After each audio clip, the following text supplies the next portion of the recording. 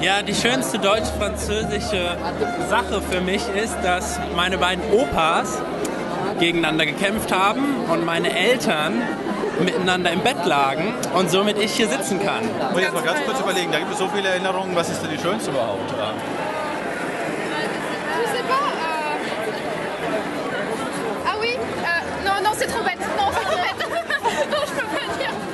Also in den letzten 2 Jahren waren das Fahrradtouren, weil ich immer mit Jugendgruppen im Sommer 3 Wochen durch Frankreich mit dem Fahrrad gefahren bin.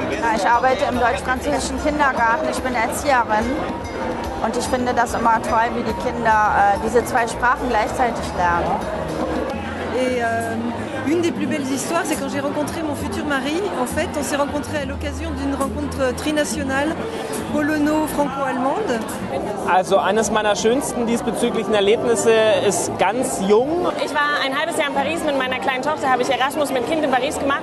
Doch, das ist ein Austausch, den wir in den 80er Jahren zwischen der FU und dem Institut d'études Politique aus Paris hatten.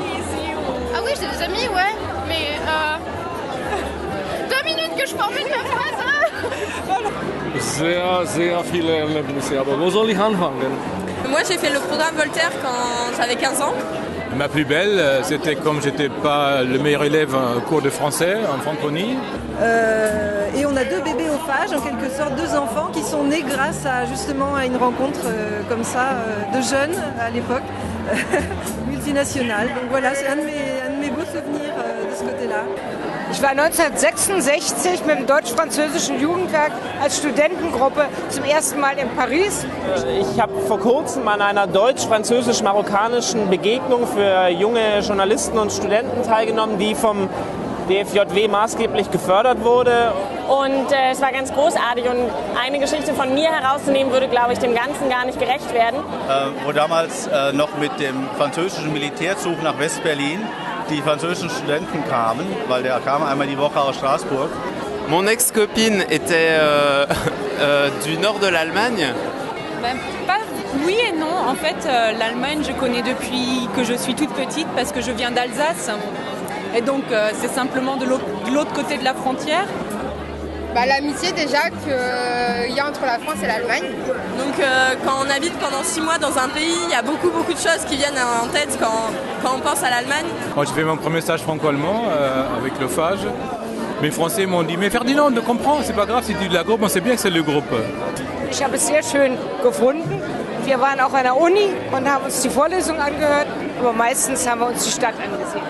Das war eine total bereichernde Woche in Tanger in Marokko, im Norden Marokkos, wo wir uns eine Woche lang miteinander über Migration in all ihren Facetten unterhalten haben. Und, ich fand es ganz erstaunlich, meine kleine Tochter, die damals 2,5 war, zu sehen, wie sie einfach frei auf die Kinder zugegangen ist, die alle kein Wort Deutsch gesprochen haben, weil es ein französischer Kindergarten war.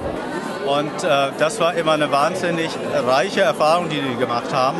Einmal mit Militärs durch die damalige DDR zu fahren, begleitet von sowjetischen Soldaten.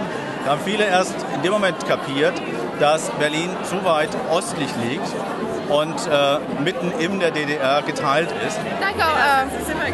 Un de mes souvenirs marquants en Allemagne, c'était l'année dernière. J'étais là pendant la Coupe d'Europe de football et tous les Allemands ont vu, j'étais à Hamburg, ils étaient avec leur drapeau allemand sur le dos et tout le monde était avec de la bière et ça en France j'avais jamais vu ça et voilà c'était un... je sais pas quoi dire, c'était bizarre. Elle m'a donné l'amour du Werder Bremen et on n'est plus ensemble depuis 2-3 ans mais depuis je supporte toujours le Werder Bremen. Mais la première fois que j'ai vraiment découvert l'Allemagne, c'est quand j'ai fait un service volontaire européen à Würzburg. Après, je sais qu'ils sont vraiment accueillants, qu'au niveau des étudiants, ils sont ouverts et qu'ils aiment bien aider les Français qui arrivent en Allemagne. Et au niveau de la langue, ils les aident pour faire visiter la ville aussi. Ich habe ziemlich lange in Frankreich gelebt. Ich war dort, habe dort meine Kinder großgezogen und ich war dort verheiratet.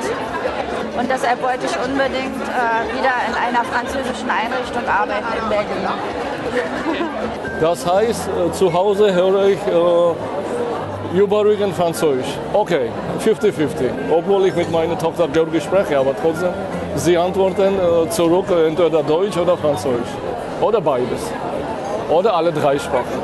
Ja. Und die völlig nonverbal miteinander großartig kommuniziert haben und gespielt haben. Das waren ganz spannende Erfahrungen, Diskussionen mit französischen Jugendlichen damals. Dans une école Montessori, et là c'est là où j'ai vraiment découvert les Allemands et le mode de vie allemand, les élèves, l'école, etc. Et c'était une très très belle expérience. Là j'ai rencontré des gens qui m'ont fait visiter l'Allemagne et qui m'aident à bien parler, tout ça. Donc, je trouve ça bien. Ça faisait plaisir. C'était agréable ja.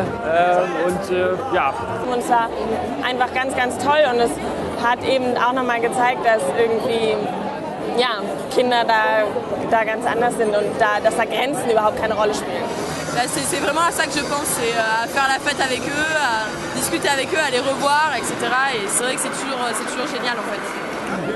Weihnachten rum in Paris ist ja wirklich das ist ja ein Traum, gerade an der Champs-Élysées mit dem Weihnachtsmarkt und das ist ein einmaliges Erlebnis. Und ich habe oft gehört, dass die Kinder sehr schnell lernen, aber ich konnte täglich sehen, wie die haben richtig von Null angefangen.